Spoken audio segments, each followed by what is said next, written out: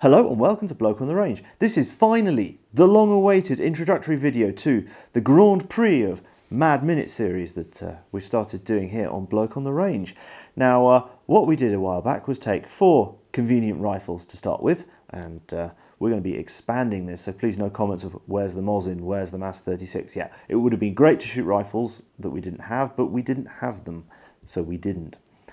Anyway, what we did have though was... well, we can't do a Mad Minute without some form of lee-enfield, so the number 4.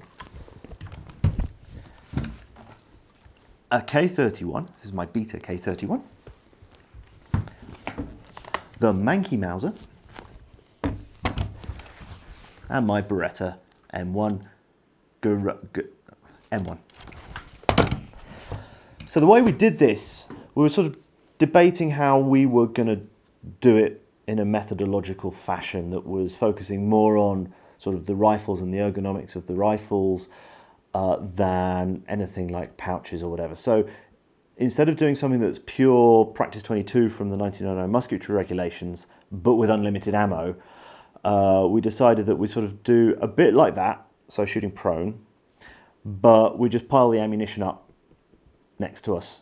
So that we weren't fiddling with pouches, so the pouches didn't come into it. That's something that we can do another time, perhaps, to see how the equipment used with the various types of rifle has an impact on this kind of thing. But not for now, we're just focusing on the rifles themselves. Now, we had to do this on an indoor range so that we could give it loads without upsetting anybody. So it ended up being 18-20 meters, and we shot on 10-meter air pistol targets. Now, what we were looking for here, this gets into sort of philosophy of shooting and aiming. What I was trying to do with every shot was to shoot a group the size of the aiming mark here. Now, when I'm shooting precision, I'm trying to shoot in the bull, and I don't always achieve that. So it works out about the same here. So trying to shoot a group this wide, it ends up being a bit bigger, and the aim was to do it as many times as possible in a minute with a loaded start, using all the rifles to capacity. Now, it won't surprise you which one came out the fastest and which one came out the slowest. However, there were some surprises with these two, and to get the biggest amount of analysis out of it, because if it's just purely on number of shots fired in a minute or points on target, or you define some, well, these scoring zones would be useless because they're far too small if you were to define scoring zones a bit like the old British target used for practice 22. What we did was we took a shot timer and we filmed the shot timer, and I wrote down the shot timings and I put them in a nice Excel sheet so that I can analyse them and extract all sorts of interesting information out of it. Some of which I'll share now, and the rest I will share in the individual videos. Now, what was very interesting was that with 2 particular rifles, I got slower as I went along because it's hard work. And there were 2 rifles where the shot splits, which is the time from one shot to the next, was pretty much constant, which I thought was quite interesting. I wasn't necessarily expecting that.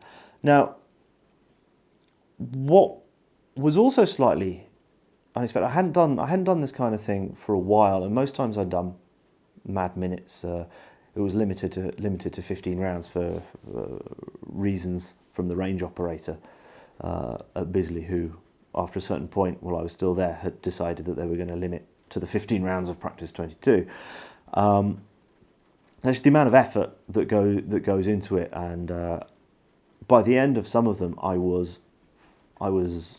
out of breath. Because I mean, you're holding a 10-pound rifle up, you're supporting it in one hand, and you're giving it loads. For the avoidance of accusations of bias, I biased the video against the number 4.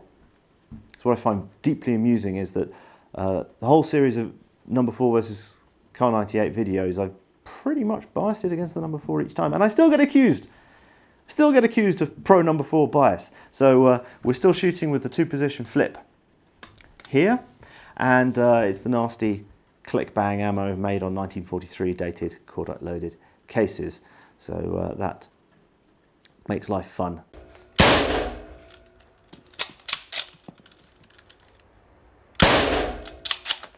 And it's pretty. When you slow it down, you notice it. You don't necessarily notice it while you're doing it, aside from the odd shot that's a little bit slow.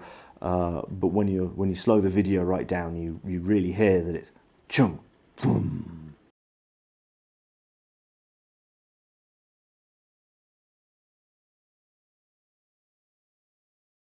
Another thing that's interesting here is that it forced me to analyse what I was doing the whole time, to try and work out what's going on. Now, effectively, if we take a typical shot cycle,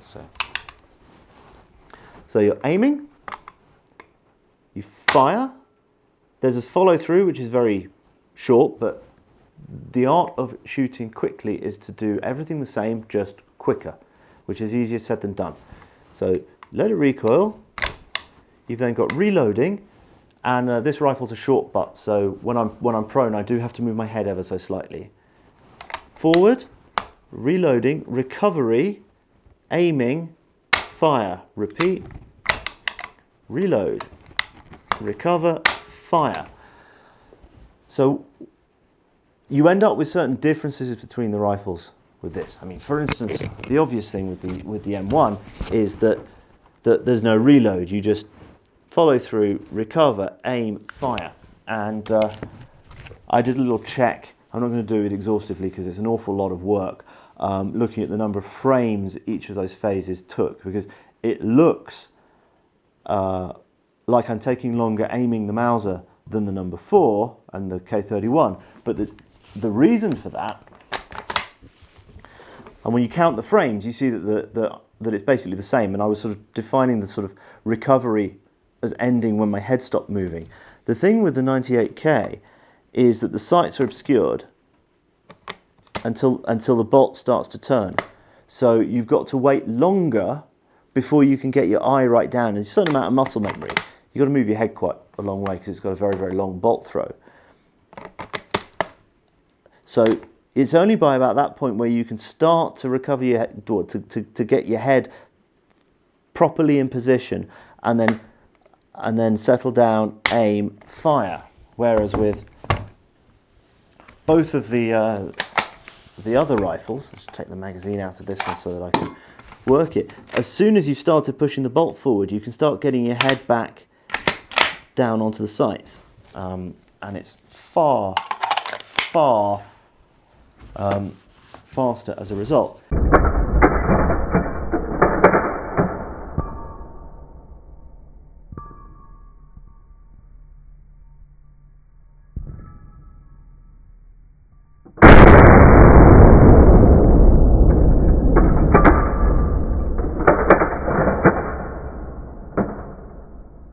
Now, another preliminary result I'm going to share is that the increase as a percentage, the increase of speed that these have over this is about 30%, if I remember rightly.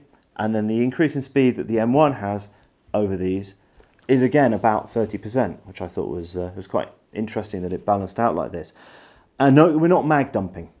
We're not doing a mag dump. We are aiming, and that is a relatively small target, and we are trying to keep. We're not worried about where the groups actually go, because well, this one has fixed sights. It's only got 2 sight settings.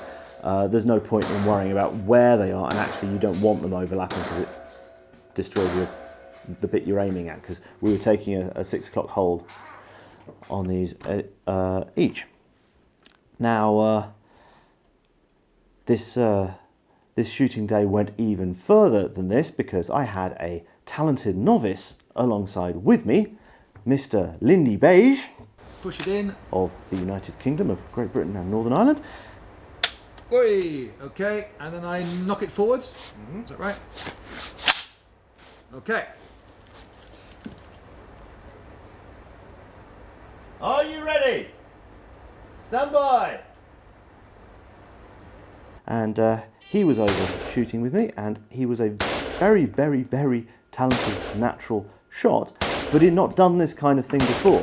So what was interesting for me was to find out whether the differences between particularly the bolt action rifles would make a difference for someone who wasn't going to be shooting more than 20 rounds a minute out of them in any case, and sort of what his thoughts were on it, and the size of his group and what have you compared to me, and whether the semi-auto gave him a bigger comparative advantage over the bolt actions than it gave me, and just generally to see how the differences stacked up with someone who's been doing this for 20 plus years and someone who's been doing it for 20 plus hours.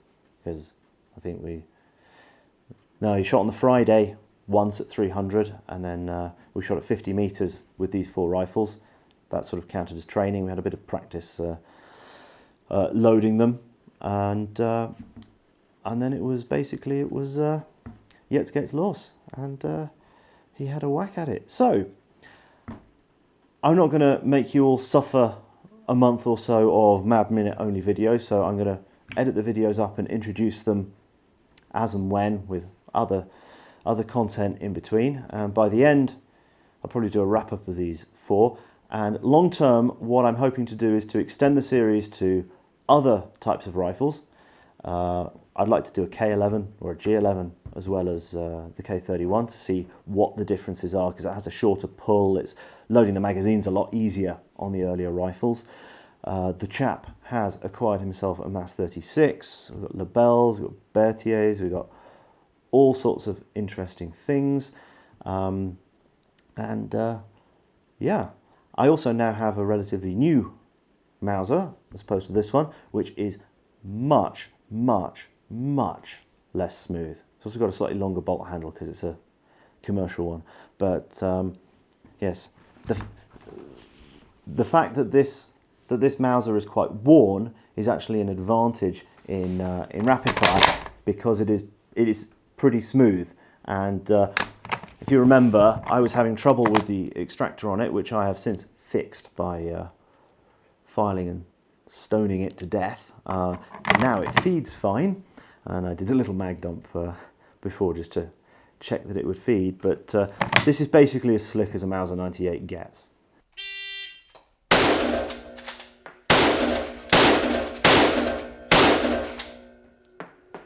It works! It works! The new one, when I took it to the range,